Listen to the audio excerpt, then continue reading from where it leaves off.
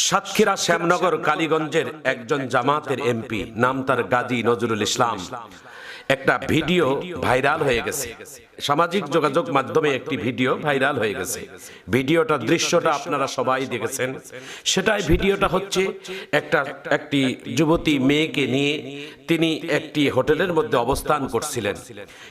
এই মেয়েটা কি, এই মেয়েটার পরিচয়টা কি? যিনি গাজী নজরুল ইসলাম তিনি সাক্ষাৎকারে সাংবাদিক সামনে তিনি মন্তব্য করেছেন, ইনি আমার দ্বিতীয় স্ত্রী। কিন্তু ওখানকার যারা উপস্থিত ছিলেন তারা বলছেন ওনার স্ত্রী নয়। এই ঘটনাটাকে কেন্দ্র করে সারা বাংলাদেশে আজকে এই ভিডিওটা ভাইরাল হয়ে গেছে। প্রিয় বন্ধুরা আমার, একজন বয়োবৃদ্ধ মানুষ, একজন দাড়িপাকা মানুষ, এবং তিনি একজন জামাতের এমপি, সম্মানিত একজন জামাতের এমপি। তিনি তার পারিবারিক সফর কেন্দ্র, তিনি সাক্ষাৎকারে তিনি বলছেন এটা আমার পারিবারিক সফরের একটি কেন্দ্র। পারিবারিক সফরকে কেন্দ্র করে দ্বিতীয় স্ত্রীকে নিয়ে তিনি ওই সফরে গিয়েছিলেন। আর সামাজিক যোগাযোগ মাধ্যমে সিসি ক্যামেরার মাধ্যমে এই ভিডিওটাকে ধারণ করে আজকে ভাইরাল হয়ে গেছে।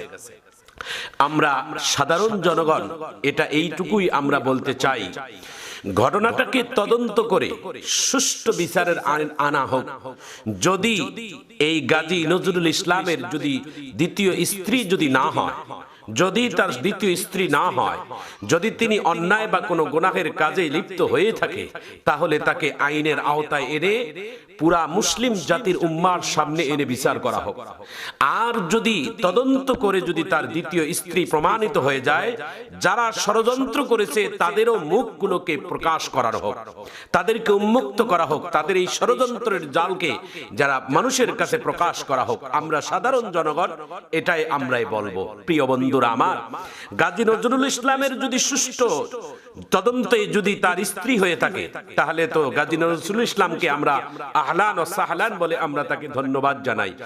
আর যদি গাজী নজরুল ইসলামের যদি স্ত্রী না হয়ে যদি তিনি অপকর্মে লিপ্ত হয়ে থাকেন, তাহলে তাকে ইসলামিক দৃষ্টিকোণ থেকে আমরা এটাই বলবো, তাকে তার কঠিন শাস্তির দাবি আমরা তাও দাবি করি।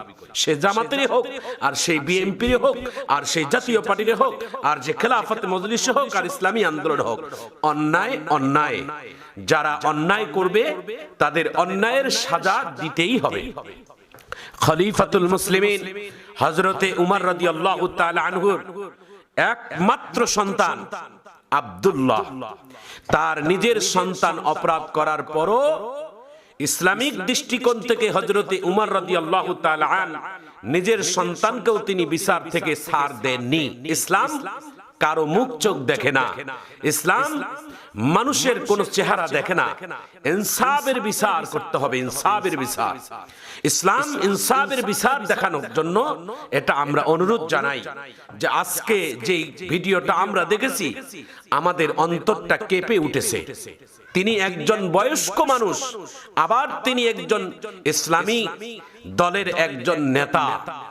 তার কাছ থেকে যদি এই ভিডিওটা আমরা দেখলাম, বাংলাদেশ গভর্নমেন্ট আমরা তদন্তকে আমরা সুষ্ঠু তদন্ত করে জাতির কাছে উন্মুক্ত করা হোক, জাতিকে স্পষ্ট জানিয়ে দেওয়া হোক যে সত্যিকার যদি গাজী নজরুল ইসলামের যদি স্ত্রী হয়ে থাকে এটাও প্রকাশ করা হোক। আর যদি অন্যায় করে থাকে, তিনি যদি কোনো গুনাহের কাজ থেকে করে থাকে, তাহলে তাকে জনগণের সামনে তাকে সাজা দেওয়া হোক। এটা আমাদের সাধারণ মুসলমানের দাবি। প্রিয় মুসলমান ভাইয়েরা আমার, গুনাহ এমন একটা জিনিস, গুনাহ ছেড়ে দিলে শয়তান বেজার হয়, আর গুনাহের কাজ করলে শয়তান খুশি হয়। শয়তান সবথেকে বেশি খুশি হয় যখন কোনো গুনাহের কাজে যখন লিপ্ত হয়ে যায়। প্রিয় বন্ধুরা আমার, প্রিয় ভাইয়েরা আমার, রাসূল করিম সাল্লাল্লাহু আলাইহি ওয়াসাল্লামের দরবারে একজন মহিলা আল্লাহর নবীর কাছে এসে হাজির। ওগো আল্লাহর পয়গম্বর, আমি জিনা করেছি, আমি গুনাহ করেছি, আমার বিচার করেন, আমাকে তওবা করাই দেন। আমি আমার এই গুনাহ থেকে পাক পবিত্র কিভাবে হতে পারি, এই সুযোগ আপনি করে দেন। আল্লাহর নবী বলেন, গুনাহ করার পর, অপরাধ করার পর কেউ যদি স্বেচ্ছায় নিজেই রাস্তায় যদি নেমে আসে, এটা তো ভালো কথা।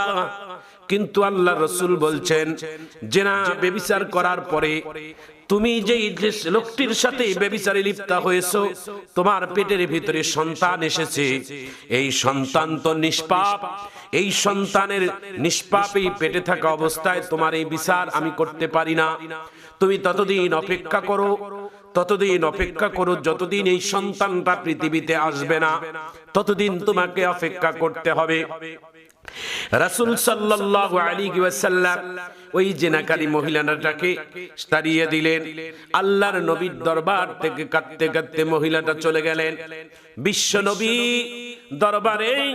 ওই মহিলাটা সন্তান প্রসবের পরে সঙ্গে সঙ্গে শিশু বাচ্চাটাকে কোলের মধ্যে নিয়ে আল্লাহর নবীর দরবারে হাজির। ওগো আল্লাহর পয়গম্বর, আপনি বিচার করতে চেয়েছিলেন সন্তান প্রসবের পরে, এই যে দেখেন আমার পেটের সন্তান, এখন আমাকে বিচার করেন, নইলে আমি এই গুনাহ এই পাপ নিয়ে যদি কবরে যাই, কবরের কঠিন আযাব আমি সহ্য করতে পারবো না। আমারে তওবা করেন, আমারে কালেমা পড়াই দেন, আমারে তওবা করাই দেন, আমার সাজা দেন, আমি পাপ করেছি। রাসূল করিম সাল্লাল্লাহু আলাইহি ওয়াসাল্লাম বলেন, এই মহিলা, তুমি অপরাধ করেছো, তোমার এই মাসুম বাচ্চাটা অপরাধ করেনি, এই মাসুম বাচ্চাটা বেগুনাহ। তোমরা দুইজনে গুনাহগার, কিন্তু এই বাচ্চাটার গুনাহ নেই। এই বাচ্চাটার একটা মায়ের প্রতি একটা হক আছে। একটা বাচ্চা যতদিন পর্যন্ত বাড়তি খাবার খাবে না ততদিন পর্যন্ত মায়ের প্রতি এই সন্তানের হক আছে। প্রিয় বন্ধুরা আমার, রাসূল করিম সাল্লাল্লাহু আলাইহি ওয়াসাল্লাম বলেন, এই মহিলা, এই সন্তানটা যতদিন বাড়তি খাবার না খাবে ততদিন আমি তোমার বিচার করতে পারি না। রাসূল সাল্লাল্লাহু আলাইহি সাল্লাম আবার সেই জেনাকারী মহিলাটাকে তাড়িয়ে দিলেন। মহিলাটা কাঁদতে কাঁদতে আবার নিজ বাড়িতে চলে গেলেন। ইয়া আল্লাহ, ততদিন যেন আমার হায়াত থাকে, আমি যদি এই জেনাকারিনী অবস্থায় যদি মারা যাই তাহলে কিয়ামতের ময়দানে আমাকে কঠিন শাস্তির ভোগ করতে হবে। আল্লাহ, তুমি আমারে ততদিন হায়াত রাখো, ততদিন পর্যন্ত আমি তওবা না করতে পারি ততদিন আমারে মৃত্যু দিও না। মহিলাটা 1 2 3 4 মাস 6 মাস পরে বাচ্চাটার হাতে একটা বাড়তি খাবারের হাতের মধ্যে দিয়ে রাসূলের দরবারে মহিলাটা চলে আসলেন। একে একে 3 বার সেই মহিলাটা আসলেন। একবার আসলেন রাসূল করিম সাল্লাল্লাহু আলাইহি ওয়াসাল্লামের কাছে ব্যভিচার করার পর, আরেকবার আসলেন রাসূল সাল্লাল্লাহু আলাইহি ওয়াসাল্লামের সামনে গর্ভবতী হওয়ার পর, আরেকবার আসলেন রাসূলের কাছে ছোট্ট বাচ্চা নিয়ে যে বিচার করার জন্য। নবী 3 বার ফিরিয়ে দিয়েছেন। চতুর্থবার রাসূল করিম সাল্লাল্লাহু আলাইহি ওয়াসাল্লামের দরবারে এই জেনাকারী মহিলাটা বাচ্চার হাতের মধ্যে কিছু বাড়তি খাবার দিয়ে নবীর সামনে এসে বলছেন, ইয়া রাসূলুল্লাহ, আমার বিচার করেন। আমি একে একে 3 বার এসেছি আপনার কাছে বিচার নেওয়ার জন্য, আপনি করেননি, আর কোনো অভিযোগ আপনার কাছে হবে না গো নবী। দেখেন এই আমার বাচ্চাটা বাড়তি খাবার খাচ্ছে। রাসূল সাল্লাল্লাহু আলাইহি সাল্লাম বাচ্চাটাকে কোলে নিয়ে আলাদা করলেন এবং মক্কার যুবকদেরকে বললেন, এই জেনাকারী মহিলাটাকে একটু তার বুক পর্যন্ত তাকে জমিনের মধ্যে গেড়ে দাও, এবং মদিনার চতুর্দিকের যুবকদেরকে হুকুম করলেন, চতুর্দিক থেকে এই জেনাকারী মহিলাটাকে পাথর নিক্ষেপ করো। রাসূল করিম সাল্লাল্লাহু আলাইহি ওয়াসাল্লাম যখন এই হুকুম দিলেন, মদিনার যুবকেরা, যুবক ছেলেরা যখন চতুর্দিক থেকে তার শরীরের মধ্যে পাথর নিক্ষেপ করা শুরু করলেন, রাসূল করিম সাল্লাল্লাহু আলাইহি ওয়াসাল্লাম বলেন, ওই জিনাকারিনী মহিলার শরীর থেকে এক ফোঁটা রক্ত ছিটকে এসে একজন সাহাবীর শরীরের মধ্যে লাগার পরে তিনি ঘৃণিত ভাবে চিন্তা করে বলছেন, সি, একজন জিনাকারিনী মহিলার নাপাক রক্ত আমার শরীরে লাগছে। এই বলে তিনি চিৎকার দিচ্ছেন। আর রাসূল সাল্লাল্লাহু আলাইহি ওয়াসাল্লাম ওই সাহাবীকে তিনি সতর্ক করে বললেন, তার শরীরের রক্ত এই মুহূর্তে নাপাক নেই, তার শরীরের রক্ত বরং এতই পাক আল্লাহ তাআলার কাছে হয়ে গেছে, বরংস এই তওবা করার কারণে, এই আত্মসমর্পণ করার কারণে এই মহিলার পাক রক্ত আল্লাহ তাআলা করে নিয়েছেন। এই মহিলার জীবনের সমস্ত গুনাহকাটা আল্লাহ তাআলা maaf করে দিয়েছেন। ইল্লা মান তাবা ওয়া আমানা ওয়া আমিলা আমালান সালিহা ফাউলাইকা ইউবাদদিলুল্লাহু সাইয়্যাতিহিম হাসানা। ও বন্ধুরা আমার, ও ভাইয়ারা আমার, অপরাধ করার পর, গুনাহ করার পর যে নিজেকে আত্মসমর্পণ করে, নিজেকে অনুশোচনা করে আল্লাহ তাআলার কাছে ক্ষমা চায়, মহান আল্লাহ তাআলা তাকে জীবনের গুনাহকাটা maaf করে দেয়। সর্বশেষ এই কথাটাই বলবো, এমন কোন পাপ নাই যেই পাপ আল্লাহ তাআলা ক্ষমা করবেন না, এমন কোন গুনাহ নাই যেই গুনাহ আল্লাহ তাআলা ক্ষমা করবেন না।